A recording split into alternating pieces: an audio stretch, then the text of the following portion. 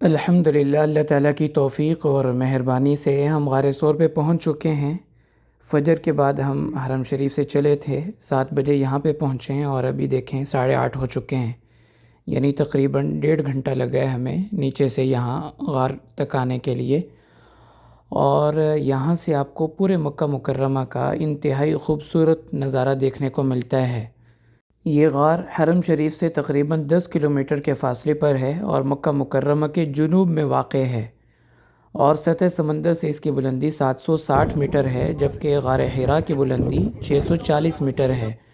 یہ سامنے آپ جو پہاڑی دیکھ رہے ہیں، جس کی چوٹی کوہان کی طرح اٹھی ہوئی ہے، یہ غار حرا ہے، جو غار ثور سے بھی صاف دکھائی دیتی ہے۔ اور یہ غار مکہ مکرمہ کے جنوب میں ہے، جبکہ غار حرا یہ مکہ مکرمہ کے شمال مشرق میں واقع ہے۔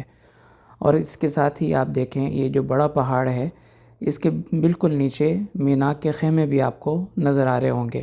آج ہم غار ثور کی زیارت بھی کریں گے اور ساتھ ساتھ اس غار کی خصوصیات اور تاریخی اہمیت کیا ہے اس کا بھی تذکرہ کیا جائے گا، اور یہ بھی آپ کو بتاؤں گا کہ آپ صلی اللہ علیہ وسلم نے روپوش ہونے کے لیے اسی غار کا ہی کیوں انتخاب فرمایا، اور غار ثور کو غار ثور کیوں کہا جاتا ہے، آپ صلی اللہ علیہ وسلم کب اور کیسے اس غار میں پہنچے اور کیا کیا واقعات پیش آئے، اور ہجرت کا پورا سفر تفصیل کے ساتھ آپ کو عرض کرتا ہوں، اور ساتھ ساتھ اس غار کی زیارت بھی کرتے ہیں جو ہجرت مدینہ کی پہلی منزل اور قیام گاہ بنی۔ بڑی کثرت کے ساتھ حجاج یہاں پہ آتے ہیں، اللہ تعالیٰ سب کی حاضری قبول فرمائے۔ اگرچہ یہاں پہ آنے کا کوئی خاص اجر اور کوئی فضیلت تو نہیں ہے، لیکن یہ محبت اور عشق کی دلیل ہے کہ لوگ یہاں پہ آتے ہیں اور آپ صلی اللہ علیہ وسلم نے جو دین اسلام کی خاطر قربانیاں پیش کی ان کو یاد کرتے ہیں، ان کی یاد تازہ ہو جاتی ہے۔ یہ دیکھیں لمبی لائن بنی ہوئی ہے، جنہوں نے نماز پڑھنی ہے، نفل ادا کرنے ان کے لیے، اور یہ سامنے غار حرا اور اس کے دائیں طرف مینائیں ہیں، اور یہ جو پہاڑ کے نیچے وائٹ کلر میں آپ دیکھ رہے ہیں یہ مینا کے خیمے ہیں۔ اس غار کی دوسری خصوصیت یہ ہے کہ یہ وہ مقدس غار ہے جس کا صراحتاً اللہ تعالیٰ نے قرآن پاک میں ذکر فرمایا۔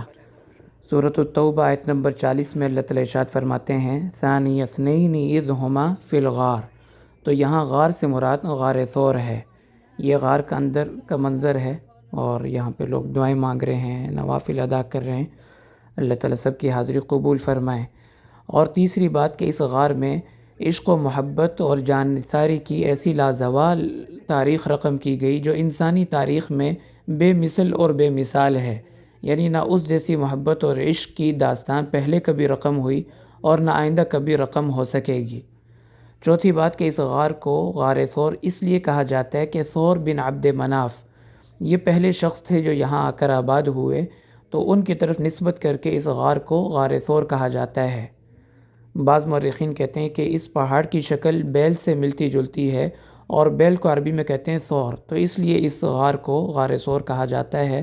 بہرحال یہ دو مختلف اقوال ہیں اس پہاڑ کے نام کے بارے میں۔ اب رہا یہ سوال کہ آپ صلی اللہ علیہ وسلم نے ہجرت کے سفر میں اسی غار کا کیوں انتخاب فرمایا۔ اس سے پہلے تفصیل عرض کر دوں کہ یہ غار مکہ مکرمہ کے جنوب میں ہے، جبکہ مدینہ منورہ یہ شمال کی طرف ہے۔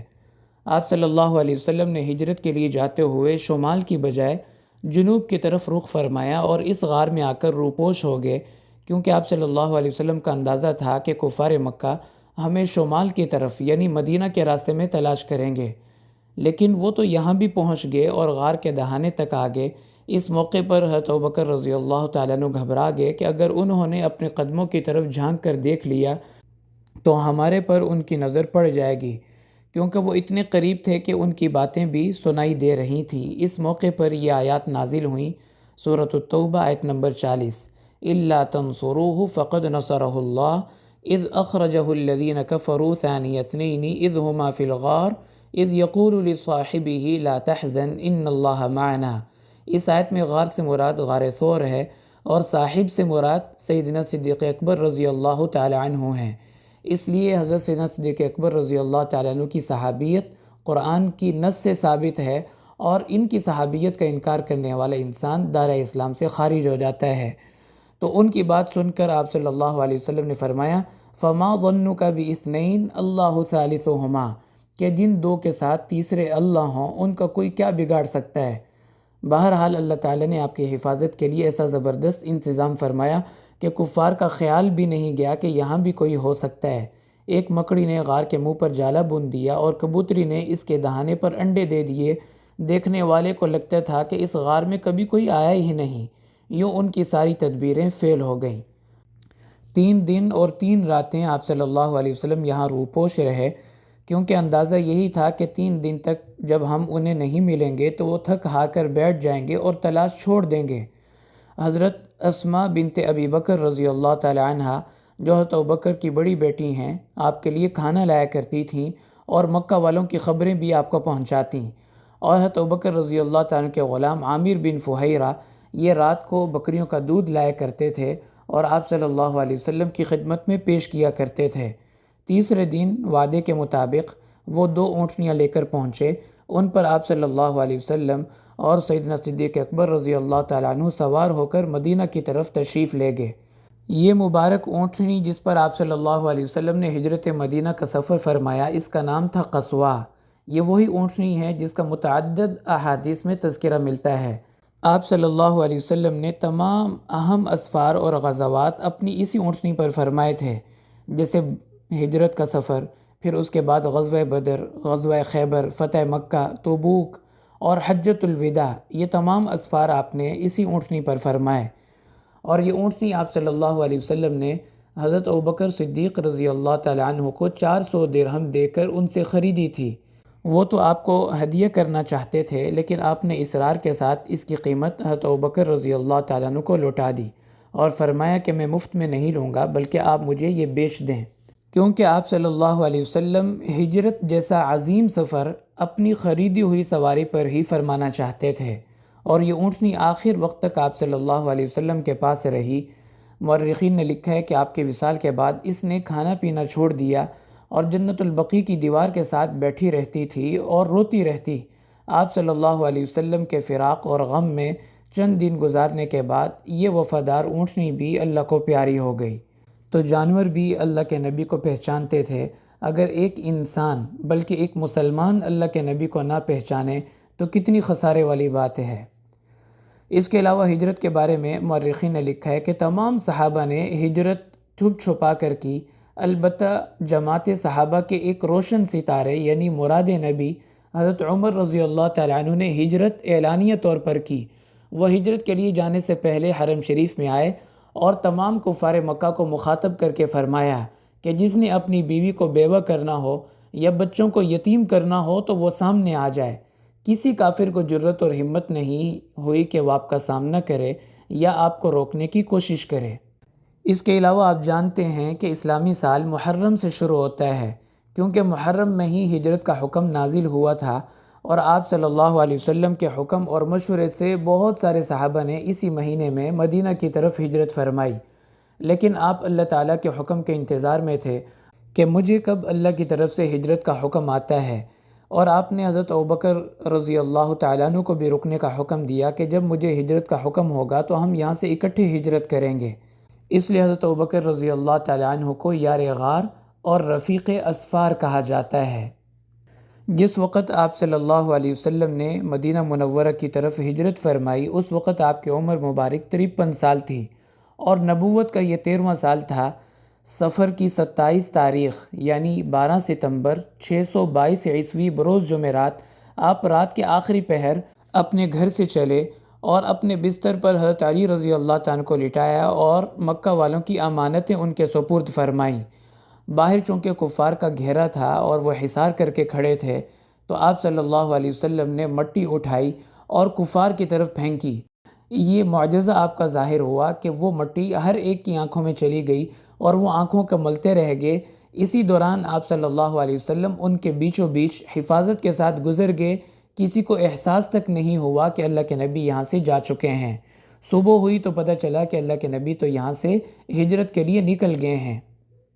تو آپ صلی اللہ علیہ وسلم اپنے گھر سے سیدھا سیدنا صدیق اکبر رضی اللہ تعالیٰ کے گھر پہنچے۔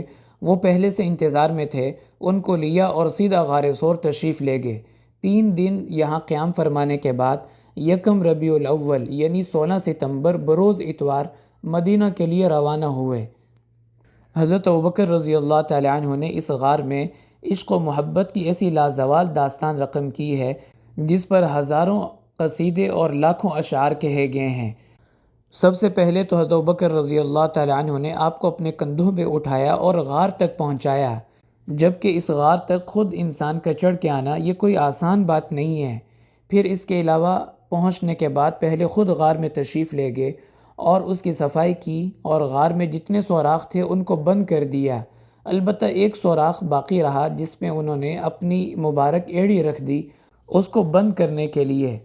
آپ صلی اللہ علیہ وسلم غار میں تشریف لائے اور ان کی گود میں اپنا سر مبارک رکھا اور آرام کے لیے لیٹ گئے۔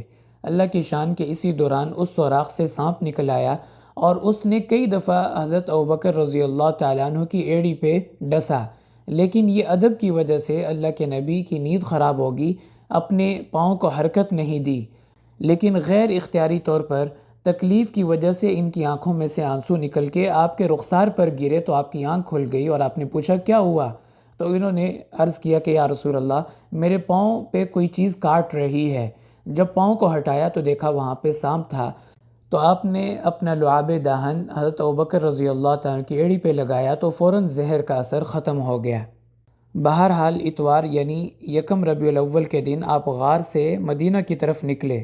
ایک اونٹنی پر حضرت ابوبکر اور آپ صلی اللہ علیہ وسلم سوار تھے، جبکہ دوسری پر حضرت ابوبکر کے غلام عامر بن فہیرہ اور عبداللہ بن اریقط سوار تھے۔ یہ عبداللہ بن اریقط راستوں سے خوب واقف تھے۔ حضرت ابوبکر رضی اللہ تعالیٰ عنہ نے انہیں اجرت کے بدلے اپنے ساتھ مدینہ جانے کے لیے ہائر کیا تھا تاکہ یہ عام راستے سے ہٹ کر غیر معروف راستوں اور گھاٹیوں سے ہمیں مدینہ پہنچا دیں۔ قریش نے آپ صلی اللہ علیہ وسلم کے بارے میں بتانے والے کے لیے 100 اونٹوں کا انعام مقرر کر دیا تھا، اس لیے بہت سارے لوگ اس انعام کے چکر میں حضور صلی اللہ علیہ وسلم کو تلاش کرتے رہے، لیکن کوئی بھی آپ تک نہیں پہنچ سکا سوائے حضرت سراقہ بن مالک رضی اللہ تعالیٰ عنہ کے۔ وہ جیسے ہی آپ کے قریب پہنچے ان کا گھوڑا زمین میں دھنس گیا، آپ سے معافی مانگی، آپ کی دعا کی برکت سے اس کے پاؤں زمین سے نکل آئے، لیکن انہوں نے پھر کوشش کی تو دوبارہ ان کا گھوڑا زمین میں دھنس گیا۔ 3 دفعہ اس طرح ہوا تو وہ سمجھ گئے کہ یہ میرے بس کی بات نہیں ہے۔ خیر انہوں نے معافی کی درخواست کی اور وہاں سے واپس چلنے لگے۔ واپس جاتے ہوئے عرض کیا کہ یا رسول اللہ اگر کوئی خدمت میرے لائق ہو تو فرمائیے۔ آپ نے فرمایا بس کسی کو ہماری خبر نہ دینا۔ یہ وہیں فاصلے پر کھڑے ہو گئے اور جو بھی کافر اس طرف آتا تو اس کو فرماتے میں اس طرف سے ہو کر آ گیا ہوں، یہاں جانے کی ضرورت نہیں ہے۔ یوں اللہ تعالیٰ نے ان کے ذریعے آپ کی حفاظت فرمائی۔ بعض سیرت نگاروں نے لکھا ہے کہ سراقہ بن مالک اسی وقت مسلمان ہو گئے تھے، لیکن بہت سارے اہل سیر نے آپ کے اسلام لانے کو غزوہ احد کے بعد ذکر کیا ہے۔ اس کے علاوہ ہجرت کے سفر میں آپ کا گزر حضرت معبد رضی اللہ تعالیٰ عنہ کے خیمے پر ہوا، جس کا واقعہ تاریخ اور سیرت کی کتابوں میں بہت مشہور ہے اور کئی بار آپ نے سنا ہوگا۔ بالآخر 8 ربیع الاول بروز پیر یعنی 23 ستمبر 622 عیسوی آپ صلی اللہ علیہ وسلم ایک ہفتے کا سفر کرنے کے بعد مدینہ منورہ پہنچے اور سب سے پہلے آپ نے قباء میں قیام فرمایا۔ قباء میں اس وقت اوس قبیلے کی ایک شاخ بنو عمر آباد تھے۔ شروع کے چند دن آپ نے وہاں پہ قیام فرمایا اور مسجد کی بنیاد رکھی، پھر جمعے کے دن مستقل قیام کے ارادے سے آپ مدینہ شہر کی طرف چلے۔ راستے میں بنو سالم کی مسجد میں جمعہ کی نماز ادا کی، جہاں آج کل مسجد جمعہ بنی ہوئی ہے، اور یہ وہ تاریخی مسجد ہے جہاں پر سب سے پہلے جمعے کی نماز ادا کی گئی۔ اس زمانے میں مکہ مکرمہ سے مدینہ منورہ سفر میں 1 ہفتہ لگتا تھا۔ آپ صلی اللہ علیہ وسلم چونکہ جمعرات کے دن اپنے گھر سے چلے تھے، اس لیے اہل مدینہ کا خیال تھا کہ آپ اگلی جمعرات یا جمعے تک پہنچ جائیں گے، تو وہ روزانہ باہر نکل کر آپ کا انتظار کرتے، لیکن انہیں یہ اندازہ نہیں تھا کہ آپ صلی اللہ علیہ وسلم تو 3 دن غار ثور میں روپوش رہے، اس لیے پھر آپ صلی اللہ علیہ وسلم کو مدینہ پہنچنے میں 3 دن تاخیر ہو گئی۔ بہرحال یہ پورا سفر تھا ہجرت کا جو آپ کے سامنے عرض کیا، اور یہ عظیم سفر اسی غار سے شروع ہوا تھا جس کی آج آپ نے زیارت کی۔